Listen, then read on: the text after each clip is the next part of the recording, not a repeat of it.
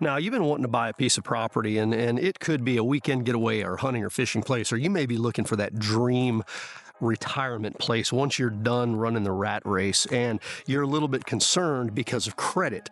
Now, the issues with credit go way beyond, just having low credit scores. More than likely, your issues with credit may be that you have a job that's non-traditional income, you get paid a lot of cash, or maybe you own your own company and you write off a lot of your income to save on those taxes. Well, all of that stuff can lead to issue with credit, and if you don't know what you're doing, you may think that you might not be able to buy that piece of property that you want. But what I'm here to tell you is there's still ways around that. That's what I'm going to talk about in this video. I'm going to talk about the ways that you can go about making sure that even if your credit is jacked up for some reason, you can still buy that dream property. So grab a piece of paper, pencil, if you want a cold drink, something like that, do that as well. We're going to be here for about 15 minutes. Let's jump into this.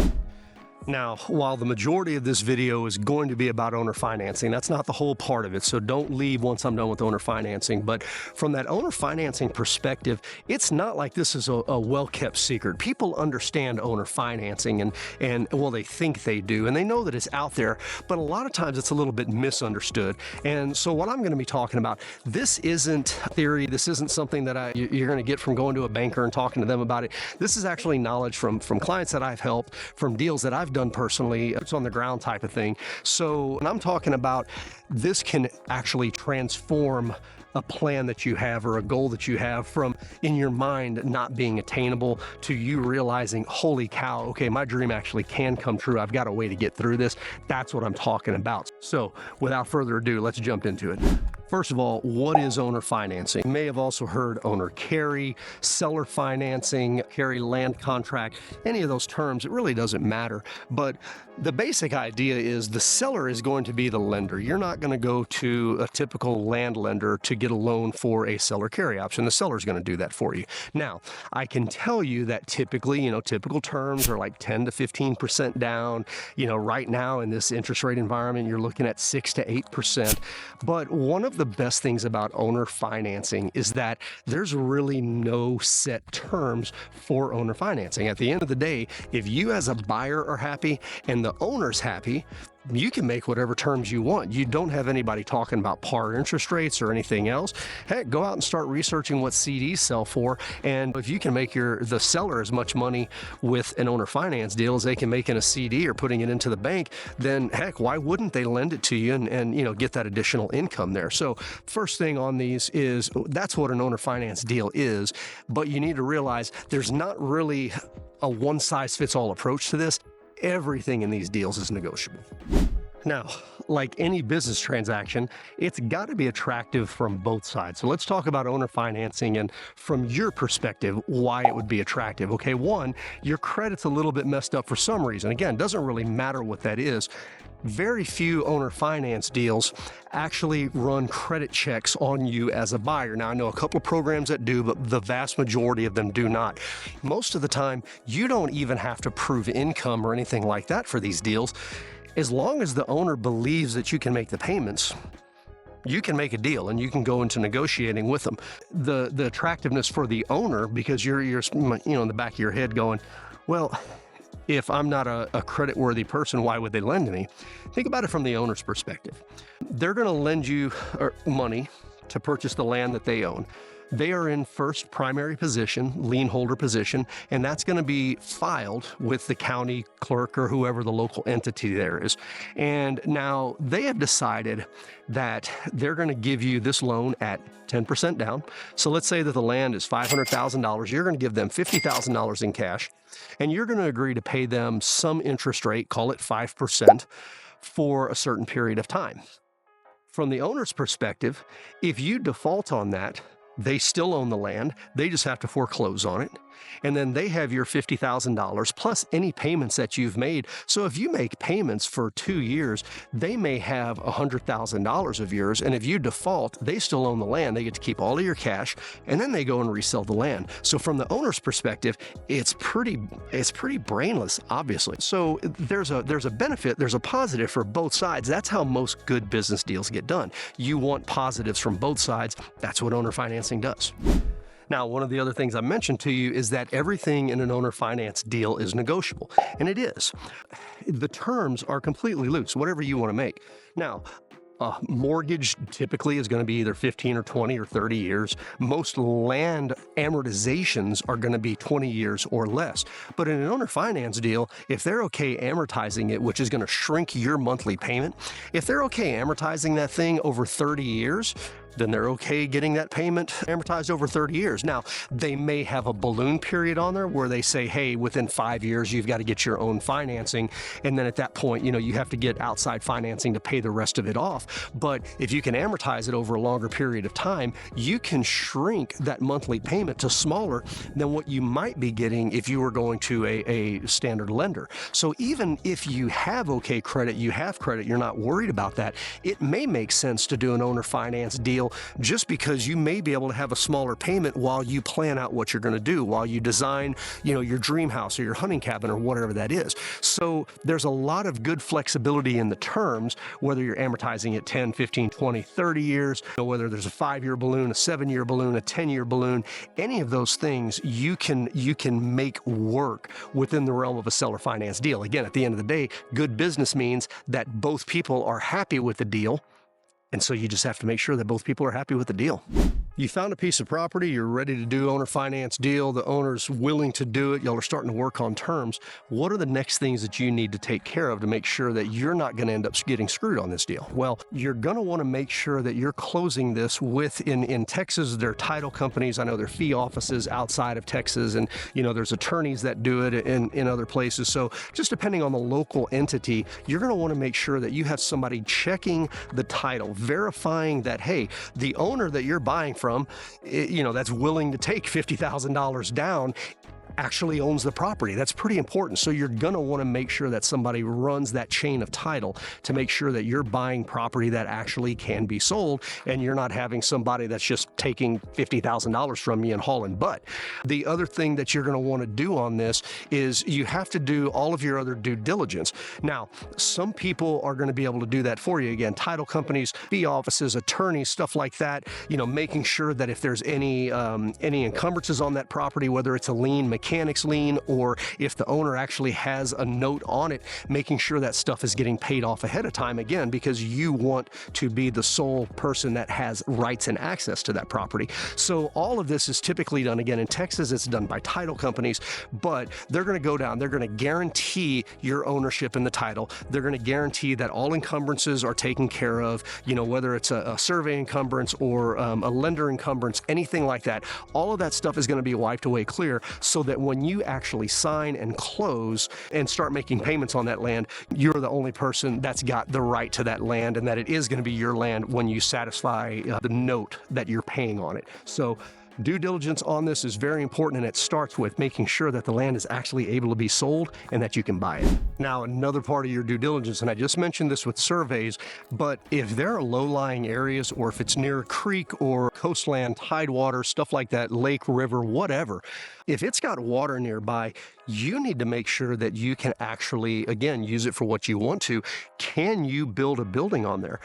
Lake Travis here outside of Austin, they've got a mean sea level, and if you build within that, the structure itself has to be up outside of that rating. 721 feet, I think, is what it is. So if your property is at 700 feet, you have to build your structure up 21 feet to get out of that. Something you're going to want to know ahead of time. So you can go to FEMA, Federal Emergency Management Agency. You can go to that website, I think it's FEMA.org, and you can check flood restrictions or floodways by address. So you can type the address in, and it'll take you to that address, and you can look, is it a zone X or a zone Z or a zone A? And it has those descriptions on there about what those mean, but you need to know that ahead of time. And again, not only can you build there, but if you do build there, you're going to have an insurance person.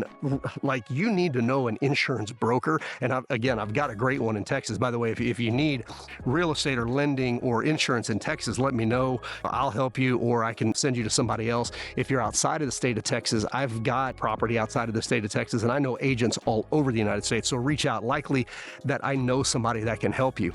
But anyway, you're going to need an insurance agent, because you can get an idea. Let's say that you want to build a 1,500 square foot cabin, and you want it up on stilts and it's waterfront. waterfront. Okay, well, you might want to know ahead of time what that insurance is going to cost you, because being on a lake, a still lake, and you're up on stilts, that's one thing, that's one set of insurance.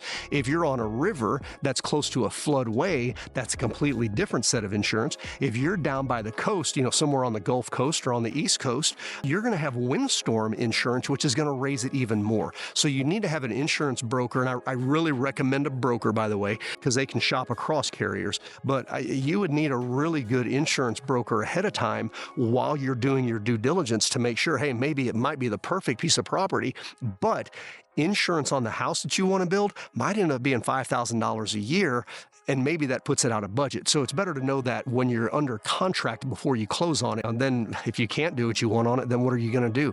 End up selling it after that? That's a lot of hassle, and it's probably a way to lose a lot of money. So make sure you've got these things figured out ahead of time. Now, another thing you're really going to want to pay attention to during your due diligence period is the land itself. You got to get out there and get boots on the ground and walk it and walk around and meet the neighbors and talk to people out there. Your property may have had a diesel tank or a gas tank on it, or there may be septic systems out there that you don't know about. And if you can find out that they were there looking for some telltale signs or talking to neighbors who knew how the property was used, a lot of times you'll want to do an environmental assessment, at least a phase one, to go out and just make sure that there's no hazardous materials or chemicals or contaminants that are in the soil around the property. So again, all this is part of your due diligence. Make sure that you truly understand what's on the property and what has been there.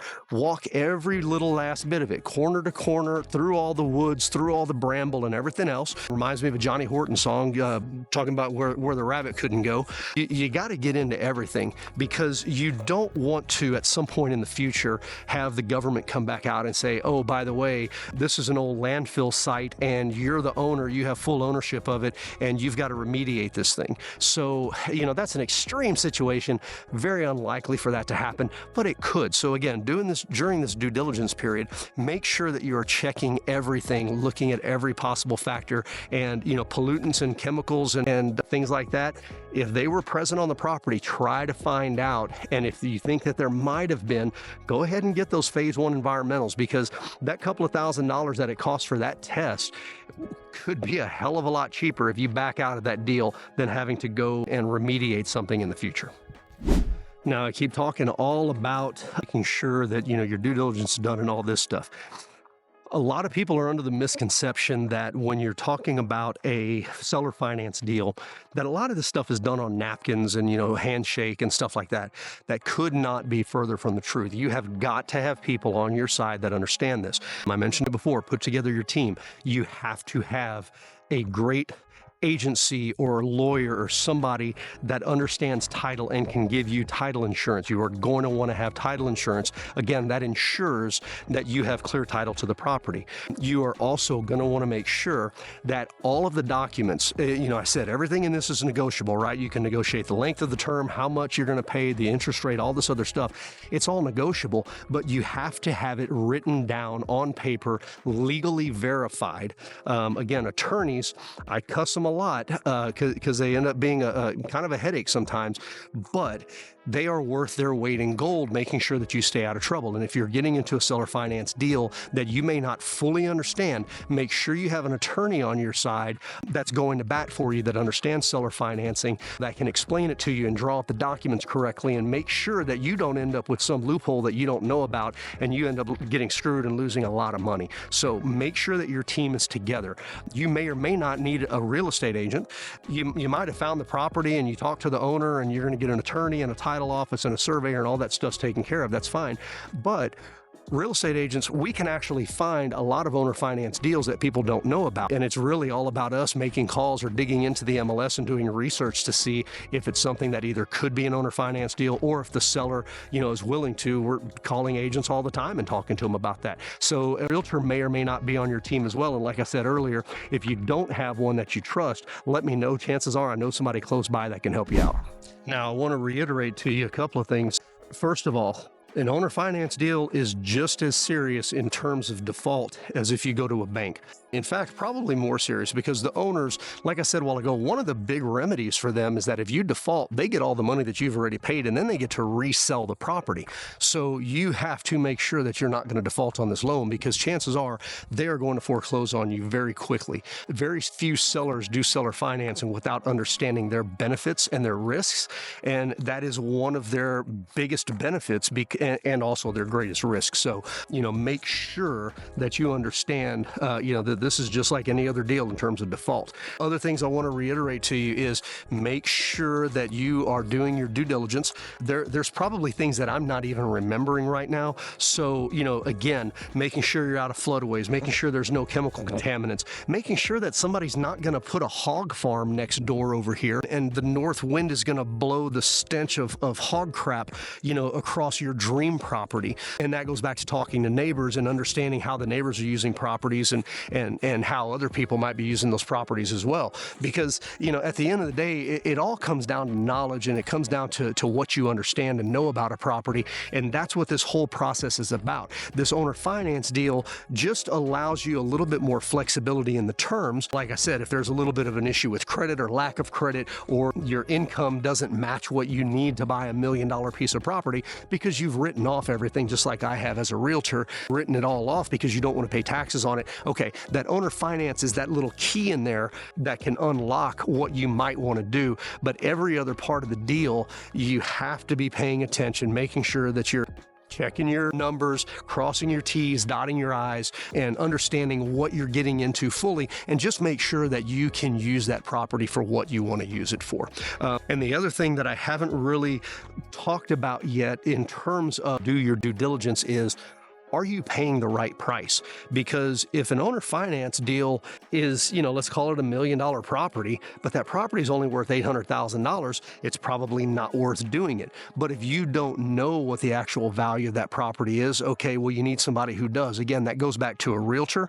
Texas, we're a non-disclosure state, and there's several non-disclosure states, but we do have information from the MLS that allows us to go back and look at past sales, and we can pull what we call comps, comparable properties, and we can talk about, hey, this property sold for this property sold for this, they're similar like this, they're dissimilar like this, so I think your range of value for this thing is X.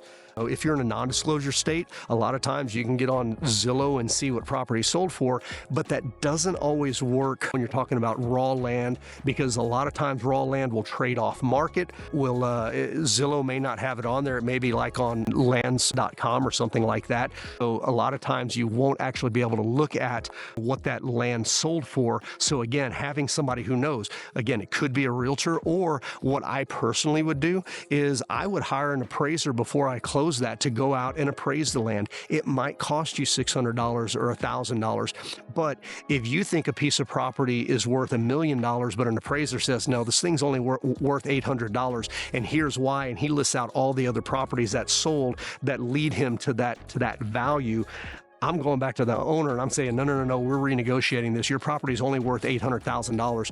Even if you have to walk away from a deal because the owner's not going to drop his price anymore, think about spending $1,000 on an appraisal, but not overspending by $200,000 on a ranch. I mean, I'll give away $1,000 not to lose $200,000 every single time.